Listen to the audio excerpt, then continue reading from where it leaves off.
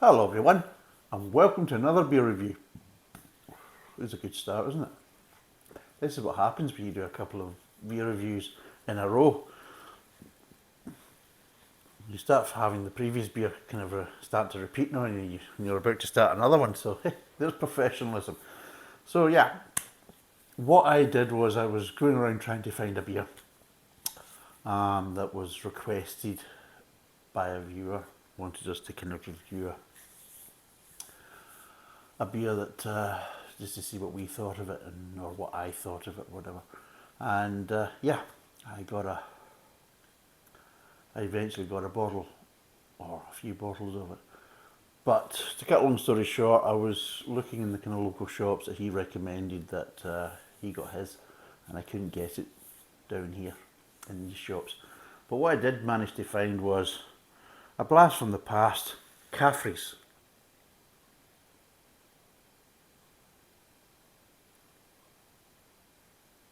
So Caffrey's Irish ale, isn't it? Premium. It's a premium Irish ale. It's a widget.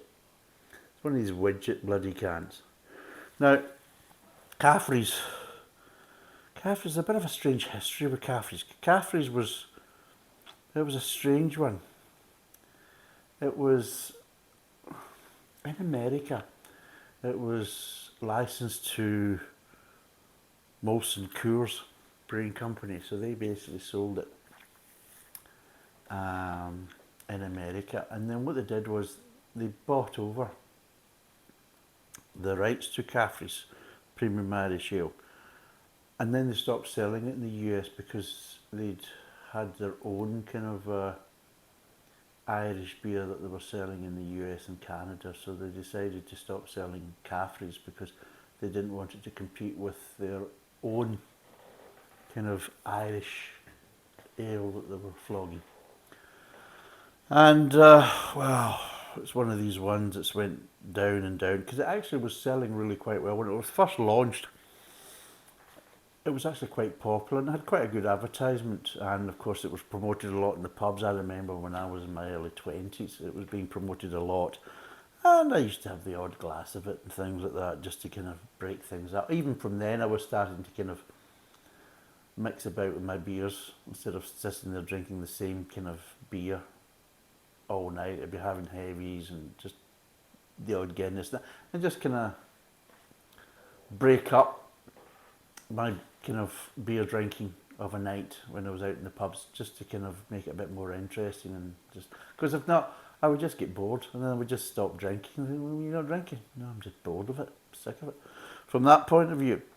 So there isn't really much about it apart from it's 3.8% per volume, so it's not very much.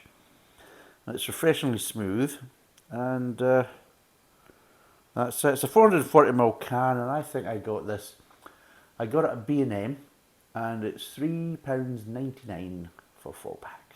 So there you go. So £3.99. So it's just under £1 a can, and you know when it's under £1 a can, all you're going to get is wall-to-wall quality. I know that. I know what you're thinking. I'm thinking the same myself.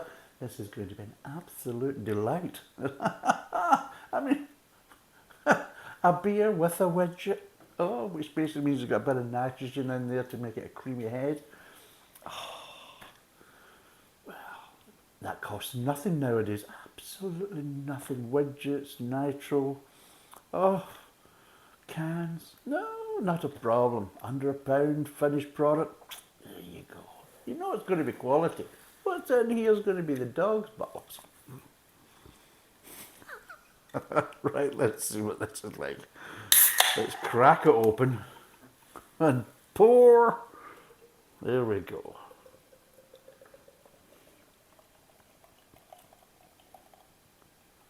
The thing is though, I used to spend quite a lot of time in Ireland, and I spent a lot of time down in kind of the Clonmel area and things like that, and I remember the Kilkenny brewery and things like that, and I used to quite like basically drinking in that area and getting wired into the Kilkenny ale and things like that. Remember Caffrey's being such a great thing.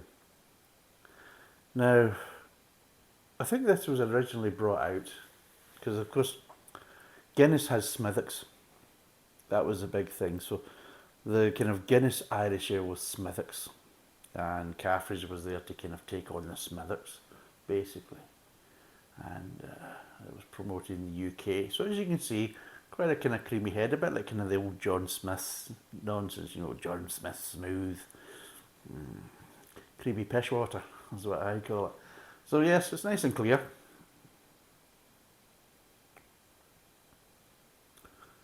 What smells are we getting?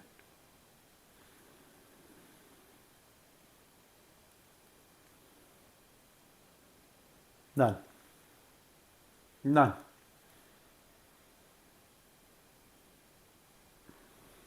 What I'm getting, the only kind of slight hint I'm getting is Bonio, the kind of dog biscuit smell. It's got a little hint of dog biscuit, and that's it. Which just sounds very appetising, doesn't it? But yeah, it doesn't smell of beer. It smells more of dog biscuits. Is it Bonio or Bono or whatever it's called? But yeah, it's what I used to give to my dog when it actually liked me. Yeah, it didn't give me any. So, let's see what it tastes like.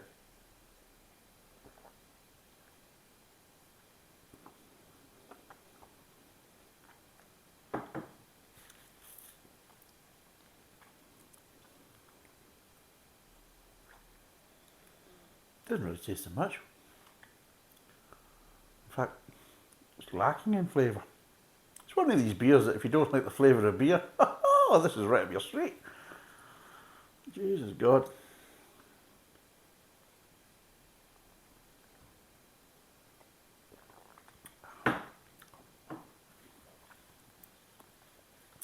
Slightly kind of metallic, coppery kind of taste in the aftertaste, kind of flavour,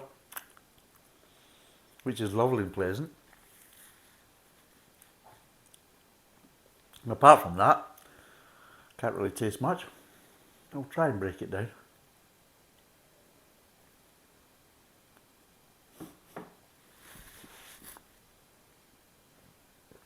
Right, the front of the mouth, you don't really get flavour. What you get is more texture. And the two kind of textures you get is a kind of sensation of moisture and wetness, and a kind of creaminess. So you're getting a kind of slightly creaminess, which is probably from the head, and the moisture actually comes from the actual beer underneath. And that's what you're getting at the front of the mouth. Flavour wise, well, we haven't really got there yet. You know, it's building up there. It's going to be a big finish. But it's decided to start off very light in the flavour fronts, yes. So no real flavour at all at the front of the mouth. We then move on to the mid-tongue. And this is where it really starts to get interesting. Because in the mid-tongue, there's moisture, not so much creaminess, and absolutely no flavour whatsoever. Just completely lacking in flavour. Just, it's like we're getting there. But again, they're playing the slow game, playing the long game. They don't want to kind of commit themselves too early. And then what it does is it all happens in the aftertaste. As it moves from the mid-tongue into the aftertaste, what you're getting is a barrage of metallic. That's what you're doing. You're getting a nice kind of metallic, kind of coppery kind of flavour there. And then it just, I'm gone. See you, thank you very much. And the aftertaste and everything else is gone. And you just have this slight kind of lingering of like, have I lost a filling? That kind of scenario. But I'm talking about an amalgam filling. The old mercury ones. And then that's it. There we go. Just bland. Utterly bland. I could probably see why they thought, well, this would be perfect to take on Smithwick's, because most things that come from the Guinness brewery is bloody bland anyway. But I have asked in other videos that it's very popular right now with this Nitro Surge kind of gimmick system, and it's on sale in Tesco's over here, and so is the cans. So if you want me to spend my hard-earned pennies on that, then let me know in the comments. whether I should or not. I mean, at the end of the day, I'm quite happy if you, well, I'm not quite happy spending that bloody money on that shit. I'll be totally honest, but I'm quite happy to do it to help you out. If I was doing it for myself, I would turn around and say, Graham, get a grip of yourself. You're not spending money on that pish. But from my point of view, from a review, and if any of the viewers are interested in me doing it and giving an honest opinion, then yeah. And from what people have been saying, and of course, you know, they're not trying to kind of play into the kind of Guinness's good books. They have said that the flavour is different from the actual genuine draft, from the nitro surge cans. So, if anybody's interested, then let me know in the comments if you want me to go and get that and do a review on that. But this, well, it's $3.99, it's 3.8, 440ml can. Well, that's me listed the good points.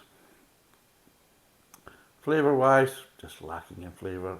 It's got a slightly metallic aftertaste, and it really is. It's just nothing to it. No body, no flavour, no aromas. It's just a colour and a texture. That's what you've got there. So you've got the how it looks, white on kind of amber, and yeah. What would I give this out of 10? Well, I suppose if you're on a budget and you want to drink cheap beer, cheap, unoffensive beer, well, it's not offensive in any way. It's unoffensive because it doesn't taste of anything to really cause offence. I mean, it's very neutral from that point of view, and it is very affordable.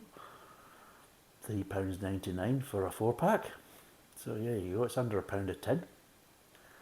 It's 3.8%, so it's a bit low, but it's not that far away from the 4% point of view. It is very easy to drink because it doesn't really taste of anything.